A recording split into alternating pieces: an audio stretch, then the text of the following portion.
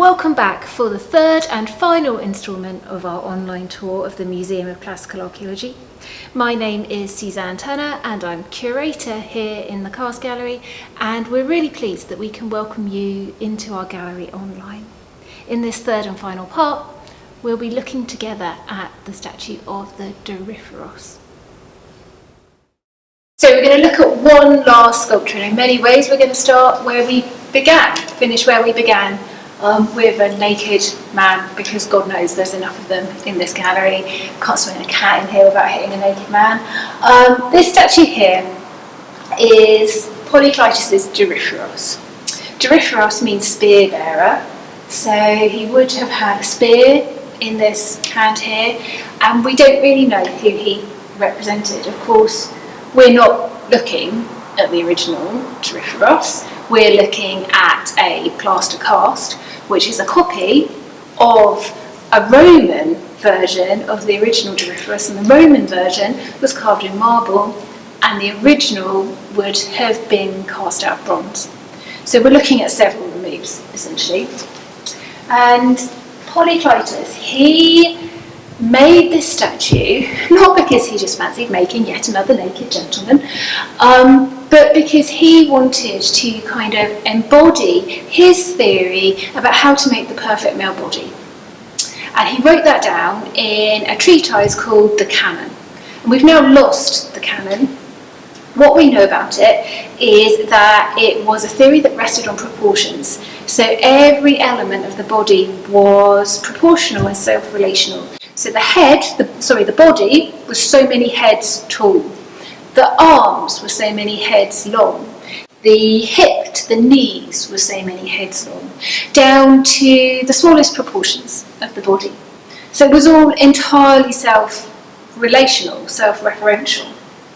You would think, wouldn't you, that if I were to tell you that we have multiple versions, multiple Roman copies of this lost original that Polyclitus made to show off how you can make this perfectly mathematical, proportional male body, that we could just measure them up, right? And then we would know exactly what was in the lost treatise that he wrote, the Canon. There's probably no surprise at this point that that doesn't really work. Because in fact, when we measure up the various different versions of the Doryphoros that we have, and in fact, there are lots of them. This was probably one of the most famous and beloved sculptures of the ancient world. They crop up all over the shop. When we measure them up, we find they all measure up slightly differently.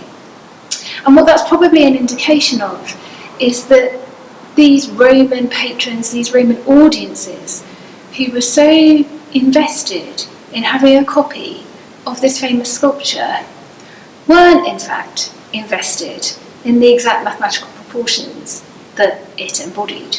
Instead, this is yet more evidence of the freedom within the Roman copying culture process, that this use of calipers resulted in these replicas with all of their little individual tweaks and differences.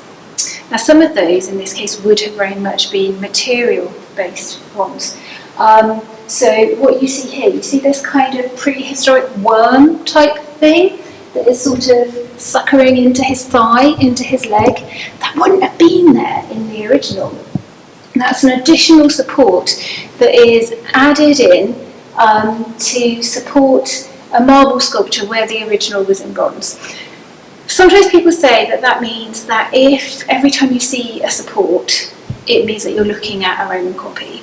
And that's probably not true, because really any time you carve something out of marble, it's going to need a little bit of extra help.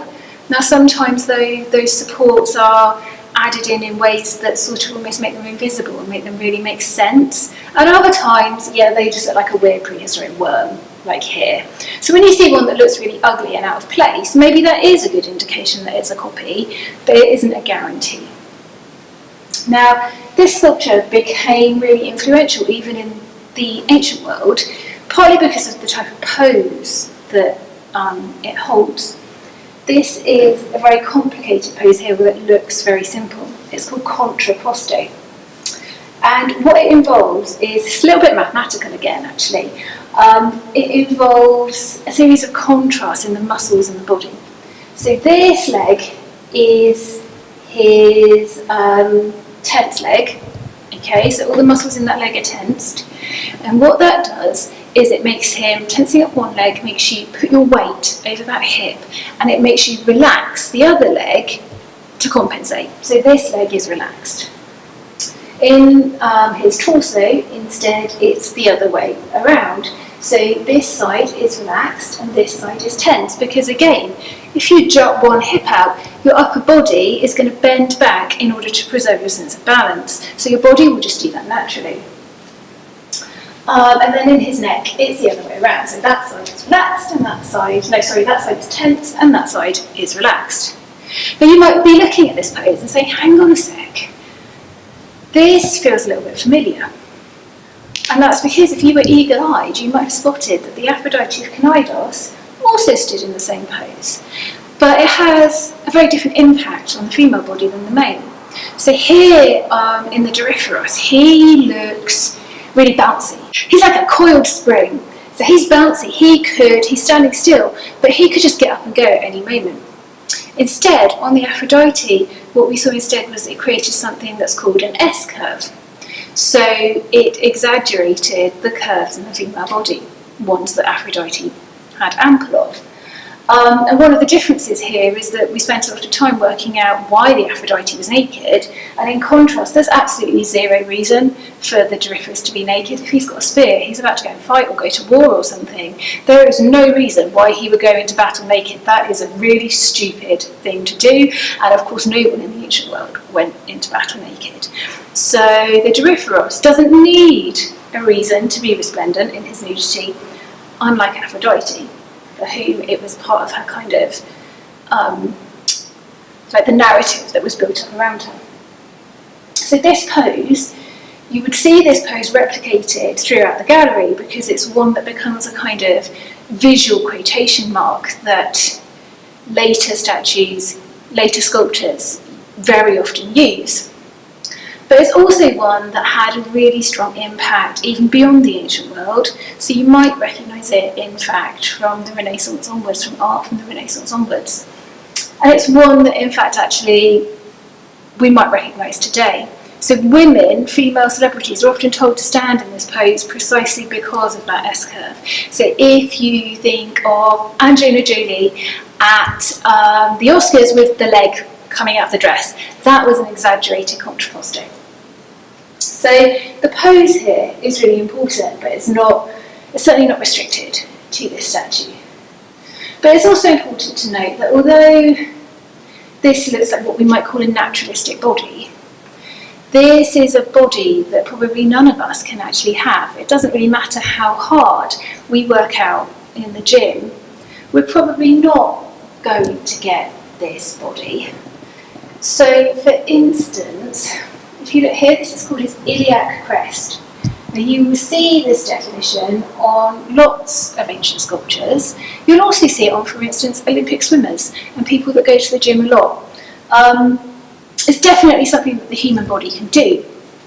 But in ancient sculpture, what we sometimes find is it goes around as an unbroken line all the way around the back. You definitely can't really do that. It doesn't matter how many times you hit the gym.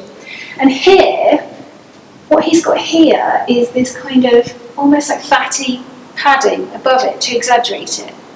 And it's quite unlikely that if you're working out enough that you have all this muscle definition, that you're also going to have these convenient love handles sitting there to emphasise your iliac crest.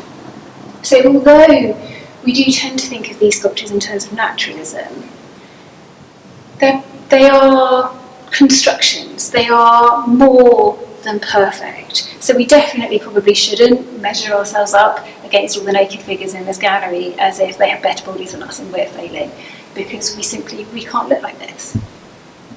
So let's just bring this back around to copying, I suppose, to conclude.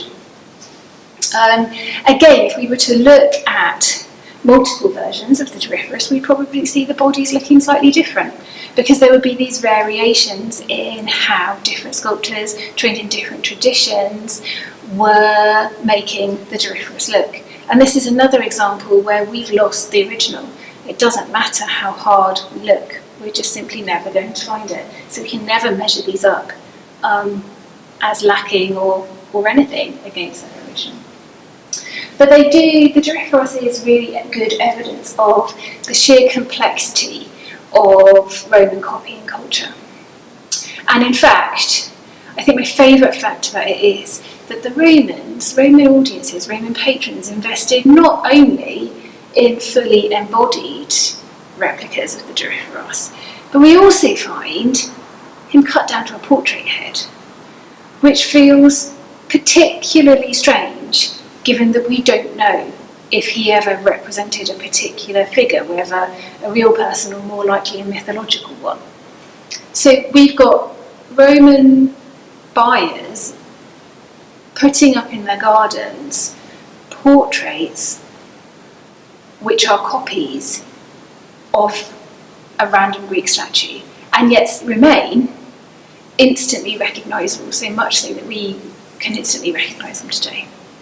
So Roman copying then, it might not have rested on the kind of foundations of exactitude that plaster casts do, but it was a culture of complexity and of the sheer variety of context and audience engagement. Copying, whether it's in Victorian households, lovely big houses on the Thames or elsewhere, or whether it's the free copying that we see in the ancient world, isn't a one-size-fits-all, but it is also a complex process that involves engaging visitors, engaging viewers in very complicated ways, because viewers nearly always need to keep in mind the relationship between both the copy and its original, even if they can't see the original, and the copy itself can transform not only the way that viewers interact with it, but also perhaps with the distant original. Thank you for joining us in this online tour. We hope that you will come and visit us when we're able to open our doors again.